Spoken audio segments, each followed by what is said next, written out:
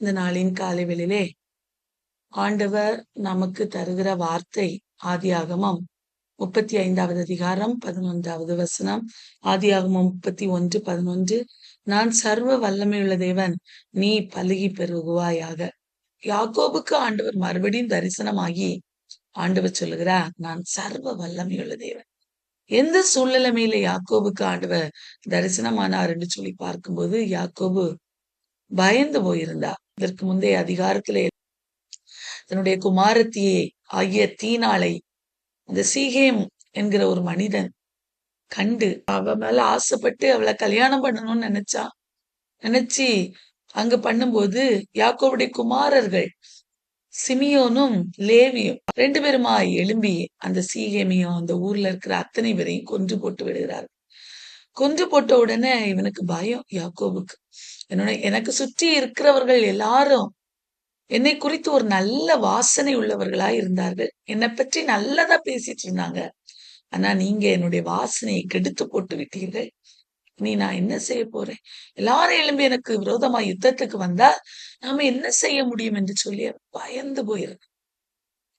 அந்த சூழ்நிலைமையிலே ஆண்டவர் யாக்கோபுக்கு தரிசனமாகி, நான் சர்வ வல்லமையுள்ள தேவன், யாக்கோபே நீ பலுகி பெருகுவாயாக, நான் உன்னை ஆசீர்வதிப்பேன் என்று சொல்லி ஆண்டவர் வாக்கு கொடுக்கிறார். வாக்கு கொடுத்தது மாத்திரமல்ல, அந்த வாக்கு தத்தத்தை பல விதங்களில் அவர் உறுதிப்படுத்துகிறதை பார்க்கிறோம். பிரியமானவர்களே, இதில் பார்க்கும்போது முதலாவதாக ஆண்டவர் அவனை அழைக்கிறார். என்ன அழைப்பு? இந்த முதலாவது வசனத்திலே ஆதியாகமம் 35:1 தேவன் யாக்கோபை நோக்கி சொல்லுகிறார், நீ எழுந்து பெத்தேலுக்கு போ, அங்கே குடியிருந்து நீ உன் சகோதரனாகிய ஏசாவின் முகத்துக்கு விலகி ஓடின போது உனக்கு தரிசனமான தேவனுக்கு அங்கே ஒரு பலிபீடத்தை உண்டாக்கி என்று சொல்லுங்க. அன்பான தேவ பிள்ளையே, பதான் அராமிலிருந்து யாக்கோபு கடந்து வருகிற போது ஆண்டவர் அவனுக்கு தரிசனமாகி பெத்தேலுக்கு போகதான் சொன்னார். ஆனால் அவன் சில சிச்சுவேஷன் நிமித்தமாக அவனால பெத்தேலுக்கு போக முடியல. வழியில அங்கங்கே இருந்து விடுறாங்க.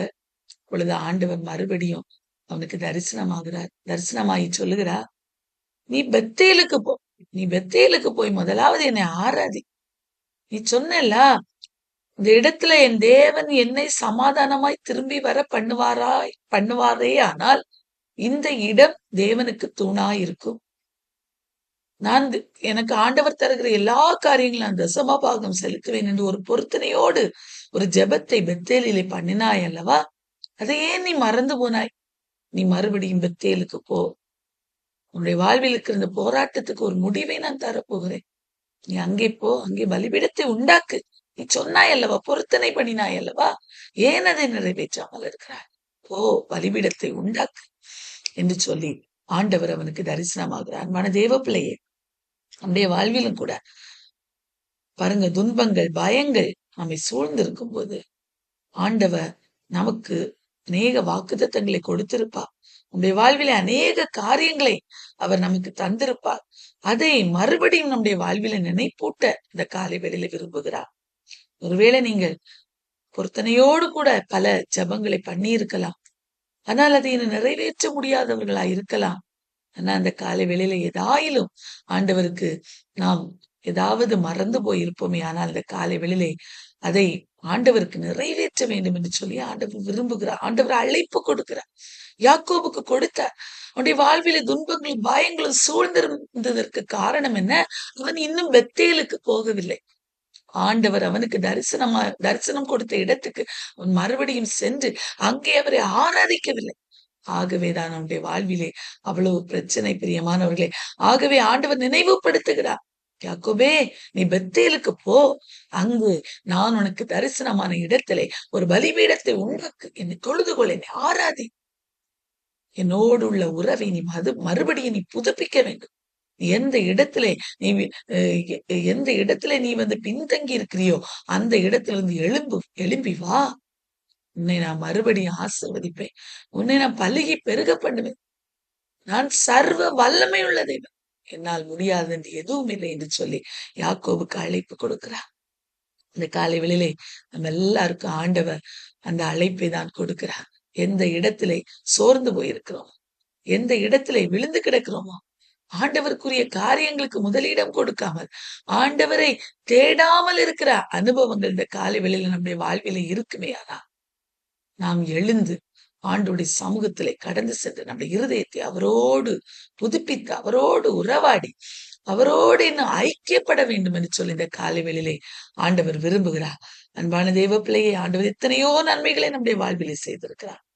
நம் துன்பங்களின் பாதையிலே நடந்த போது ஆண்டவருக்காக ஆண்டவரை நோக்கி நான் அப்படி செய்வேன் இப்படி செய்வேன் என்று சொன்ன பொருத்தனைகளை நினைவு கூர்ந்து அதை நிறைவேற்ற வேண்டும் என்று சொல்லி இந்த காலை வேளையிலே ஆண்டவர் நினைவுபடுத்துகிறார். பிரியமானவர்களே, யாக்கோபுக்கு நினைவுபடுத்தினா அதை சொன்னார். உடனே யாக்கோபு பிரயாணப்படுகிறார். பெத்தேலுக்கு போகிறதற்காக பிரயாணப்படுகிறார். தன்னுடைய மனைவிகள் பிள்ளைகள் எல்லாரையும் அழைத்து கொண்டு போகிறார். அங்கே போகும்போது பாருங்க, இரண்டாவதாக சுத்திகரிப்பு. தேவனை சந்திக்க அவன் தயாராகிறான். ஆண்டவர் தரிசனமா ஆண்டவர் சொல்லிவிட்டார், மறுபடியும் போக வேண்டும் அல்லவா? அவன் சுத்திகரிக்கிறான் ஆண்டவரோடு. அப்ப பழைய அனுபவங்கள், பழைய காரியங்கள் ஒருவேளை அவனுடைய வாழ்வில் ஏன்னா பல பயங்கள், போராட்டங்கள், குழப்பங்கள் அவனுடைய குடும்பத்துல இருந்தது, பிரச்சனைகள் இருந்தது. இப்பொழுது அவன் சுத்திகரிக்கப்பட வேண்டிய நிலைமையில இருக்கிறான்.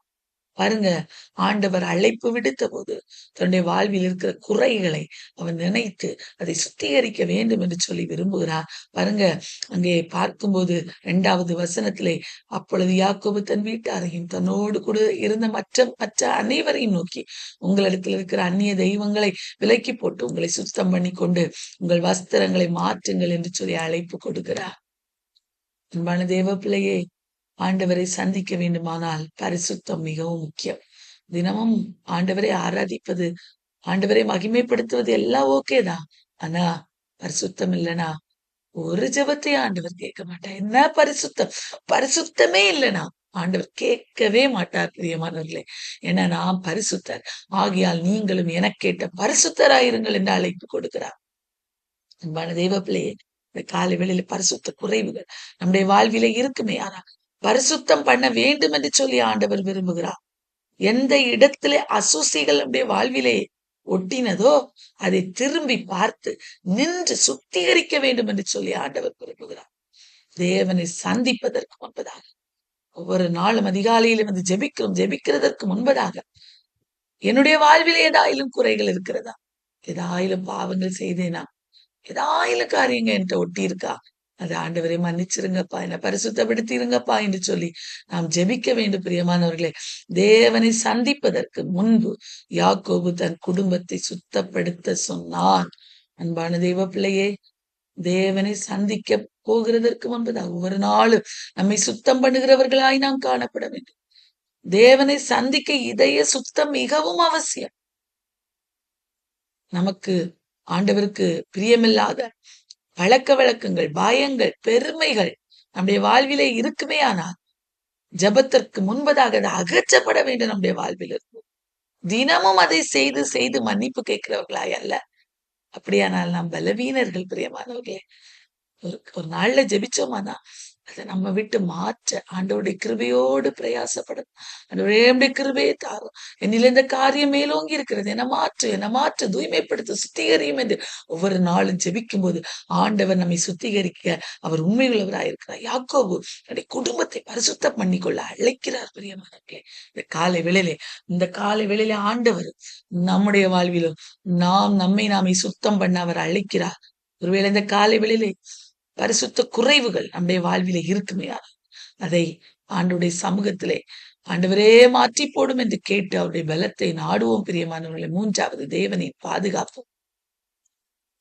பாருங்க, பின்பு அவர்கள் பிரயாணம் புறப்பட்டார்கள். அவர்களை சுற்றிலும் இருந்த பட்டணத்தாருக்கு தேவனாலே பயங்கரங்கள் உண்டானதினால் அவர்கள் யாக்கோபின் குமாரரை பின்தொடராதிருந்தார்கள். அன்பான தேவ பிள்ளையே, ஒரு தேவ பிள்ளைக்கு ஆண்டவர் சொன்ன காரியங்களை செய்ய அவர்கள் முயலும் போது ஒரு தெய்வீக பாதுகாப்பு அவர்களுக்கு உண்டாகிறது.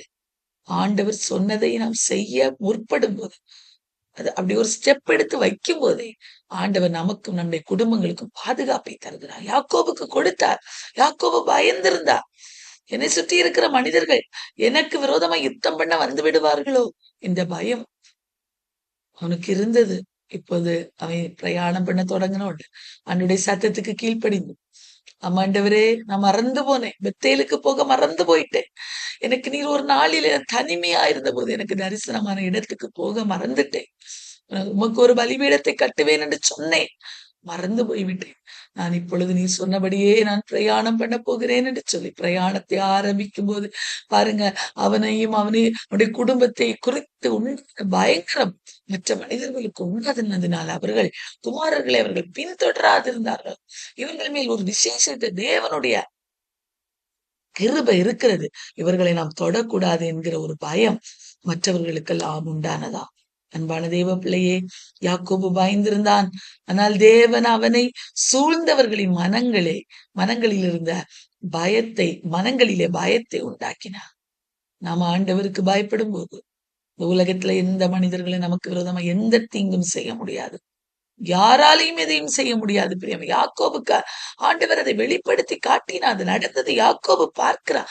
ஆண்டவருக்காக எழும்பும் போது பாருங்க, அவருடைய வாழ்விலே சூழ்நிலைமைகள் எல்லாம் தலைகீழாக மாறினது. தேவன் நம்மை காக்கும்போது எதிரிகள் நம்மை எதுவுமே செய்ய முடியாது. அவர் நமக்கு விசேஷித்த பாதுகாப்பை தருவார். அவர் சொன்னதை நாம் செய்ய முயலும் போது, செய்ய பிரயாசம் பண்ணும்போது, செய்ய ஒரு படி ஸ்டெப் முன்னோக்கி செல்லும் போது ஆண்டவர் நமக்காக எழும்பு நிற்பா. நமக்காக சத்ருவுக்கு முன்பதாக எதிர்பட்டு நமக்காக யுத்தம் பண்ணி நமக்கு காரியங்களை வாய்க்க பண்ணுவா, ஜெயத்தை தருவா. பயப்பட வேண்டாம். ஆண்டவருக்காக எழும்புவோம். பிரியமானவர், எந்த இடத்துல ஆண்டவருடைய குறைவுபட்டு குறைவுபட்டிருக்கிறோமோ அந்த இடத்தை திரும்பி பார்த்து சரி செய்து இந்த நாளின் காலை வேளையில் ஆண்டவரோடு நாம் எழும்பி அவரோடு நடக்க பிரயாசப்படுவோம். நான்காவதாக வாக்குத்தத்தத்தின் உறுதி 10வது வசனத்திலே பாருங்க, இப்பொழுது உன் பேர் யாக்கோபு, இனி உன் பேர் யாக்கோபு எனப்படாமல் இஸ்ரவேல் என்று உனக்கு பேர் வழங்கும் என்று சொல்லி அவனுக்கு இஸ்ரவேல் என்று பேரிட்டா. மேலும் சொல்றார், நான் சர்வ வல்லமையுள்ள தேவன், நீ பலுகி பெருகுவாயாக, ஒரு ஜாதியும் பற்பல ஜாதிகளின் கூட்டங்களும் உன்னிலிருந்து உண்டாகும், ராஜாக்களும் உன் சந்ததியில் பிறப்பார்கள். வாக்குத்தத்தம் எவ்வளவு பெரிய வாக்குத்தத்தம்! ஆண்டவருக்காக அவன் எழும்பி போகிற போது, பெத்தேலுக்கு போக புறப்பட்ட போது ஆசீர்வாதங்கள் பாருங்க, எத்தனை காரியங்களை ஆண்டவர் செய்கிறார். வாக்குத்தத்தத்தில் உறுதியை கொடுக்கிறார். யாப்போக்கு நதி ஓரத்திலே அங்கே பிந்தி தனித்திருந்து ஆண்டவருடைய சமூகத்துல ஜெபித்த போது, உன்னுடைய பேர் என்ன என்று கேட்டார். யாக்கோபு என்று சொன்னார். அந்த நாளிலே உன் பேரு நீ யாக்கோபு எனப்படாமல் இஸ்ரவேல் எனப்படும் என்று சொல்லி அவனை ஆசீர்வதித்தான். அதே தேவன் நான் உன்னை ஒரு நாளிலே மறுபடியும் கேட்கிறார். இப்பொழுது கேட்கிறார். மறுபடியும் தரிசனமாய் கேட்கிறான். அவன் பேர் என்னப்பா? மறுபடியும் கேட்கிறார். பாருங்க, இப்போது யாக்கோபு சொல்றாரு. இப்ப ஆண்டவர் சொல்றாரு, யாக்கோப மறுபடியும் கூப்பிட்டு சொல்றாரு, அன்னைக்கு நான் உனக்கு தரிசனமாயி உன்ன பேரையே மாத்திட்டேன். அதே பேர் தான் உனக்கு வழங்கப்படும். பேரை யாக்கோபு நீ கூப்பிடக்கூடாது. யாக்கோபு என்றால் எத்தனை அர்த்தம். இனி நீ இஸ்ரவேல் என்று சொல்லி மறுபடியும் அவனுக்கு கொடுத்த வாக்குத்தத்தத்தை அவர் நினைவுபடுத்தினார். இஸ்ரவேல் என்ற அந்த மாற்றத்தோடு அங்கு பெத்தேலுக்கு அவர் அழைத்து கொண்டு செல்கிறார்.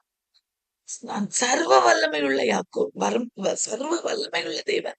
யாக்கோபே, நீ மறந்து போகலாம். உனக்கு நான் கொடுத்த வாக்குத்தத்தங்களை ஒருவேளை நீ மறந்து போகலாம். நான் ஒருபோதும் மறக்க மாட்டேன். நான் உன் பேரில நினைவாயிருக்கிறேன். உன்னை ஆசீர்வதிக்கும்படி உன் பேரில நான் நினைவாயிருக்கிறேன். நீ விரும்புகிற காரியங்களை நிறைவேற்றும்படி நான் நினைவாயிருக்கிறேன். அவை தீமைக்கல்ல, அது ஆசீர்வாதத்துக்குரிய நினைவுகள். ஆகவே நீ எனக்காக நிற்கும் போது நான் உனக்காக எல்லாவற்றையும் செய்வேன். நீ இஸ்ரவேலாயிருக்கணும். உன்னுடைய பெயர் மாற்றப்பட்டதே அந்த மாற்றப்பட்ட ஒரு புதிய அனுபவத்தோடு நீ பெத்தேலுக்கு போய் அங்கே என்னை ஆராதித்து அங்கே மகிமைப்படுத்த வேண்டும் என்று சொல்லி அவனுக்கு ஆண்டவர் கொடுத்த வாக்குத்தத்தத்தை நினைவு ஊட்டுகிறார். நம்முடைய தெய்வம் அவர் கொடுத்த வாக்குறுதிகளை மறவாதவர். மனிதர்கள் மறந்து போகலாம், ஆனால் ஆண்டவர் நமக்காக வைத்திருக்கிற பெரிய திட்டங்களை அவர் நமக்கு கொடுத்த வாக்குத்தத்தத்தின் மூலமாய் அவர் நிறைவேற்றுவார். ஆகவே பயப்பட வேண்டாம் பிரியமானவர்களே. யாக்கோபுடைய வாழ்விலே அவன் பயந்திருந்தான். சூழ்நிலைமைகளை பார்த்து பயந்திருந்தான். ஆனா பெத்தேலுக்கு போக மறந்து போயிட்டான். ஆண்டவர் அவனுக்கு தரிசனமான இடத்துல அவரை ஆராதிக்க மறந்து போய்விட்டான்.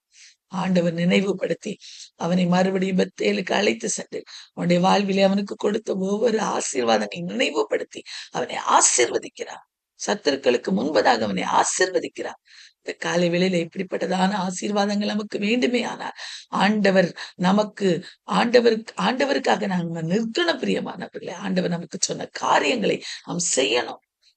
பாருங்க, பெத்தேலுக்கு போக அவன் பிரயாணப்பட்ட போது அவனுடைய வாழ்விலே ஆசீர்வாதம். இந்த காலை வேளையிலே நம்முடைய பழைய வாழ்க்கை, பழைய அனுபவங்கள், ஆண்டவருக்கு பிரியமில்லாத காரியங்களை நம்மை விட்டு அகற்றி ஆண்டவரை ஆராதிக்க, அவரை தொழுது கொள்ள நாம் பிரயாசப்படும் போது ஆண்டவர் நிச்சயமாய் நம்முடைய வாழ்விலே பெரிய காரியங்களை செய்வா.